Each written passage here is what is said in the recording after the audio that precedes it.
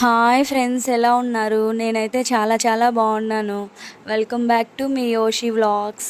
Today recipes రాగి పిండి తపాల చెక్కలు. మన ఆంధ్ర వైపు అయితే వీటిని తపాల చెక్కలనే అంటారు, తెలంగాణ వైపు అయితే సర్వపిండి అంటారు. సో నేనైతే ఆంధ్ర అమ్మాయిని కాబట్టి తపాల చెక్కలనే చెప్పాను. నేను ఈ రాగులు వచ్చేటప్పటికి ఇంట్లోనే కడిగేసేసుకొని శుభ్రంగా ఆరబెట్టేసి నేను పిండి అయితే మరగ పట్టించుకున్నాను. అందులో నుంచి నేను ఒక 300 గ్రాముల పిండి అయితే తీసుకొని దాన్ని ఆ పిండి కాస్త తపాల చెక్కలకి యూస్ చేద్దామని చెప్పేసి మేము ఎప్పుడు చేసుకుంటాము ఇంట్లో, కానీ అందరికీ చూపిస్తే బాగుంటుంది ఈ రెసిపీ, హెల్దీ ఫుడ్ కాబట్టి నేను ఇంక ఇలాగా ప్రిపేర్ చేయించాను.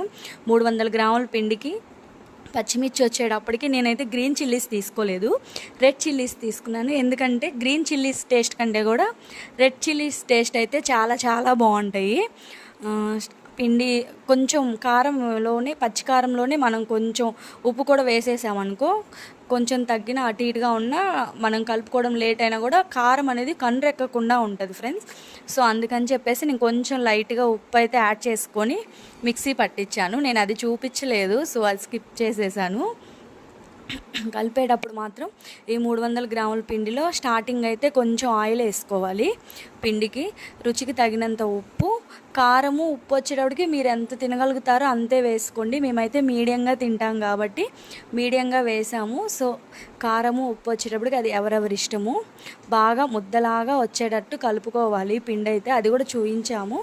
కలపడం అయిపోయిన తర్వాత వాటర్ కూడా ఒకసారి అయితే మీరు యాడ్ చేసుకోవద్దు, కొంచెం కొంచెం యాడ్ చేసుకుంటూ కలుపుకొని బాగా ముద్దలాగా వచ్చేటట్టు కలపండి.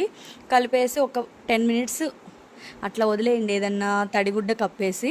నేను అది చూపించలేదులే, స్కిప్ చేసేసాను, అది కుదరలేదు నాకు వేరే పని పడేటప్పటికి.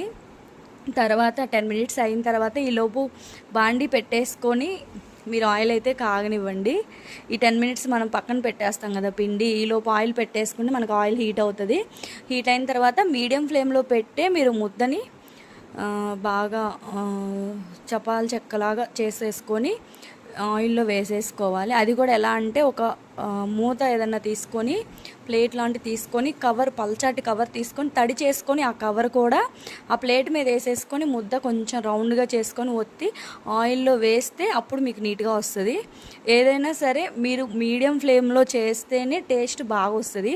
హై ఫ్లేమ్లో పెట్టేసి కాల్ చేస్తే మాత్రం పైన బాగానే ఉంటుంది, లోపల అయితే పిండి పిండిగా ఉంటుంది.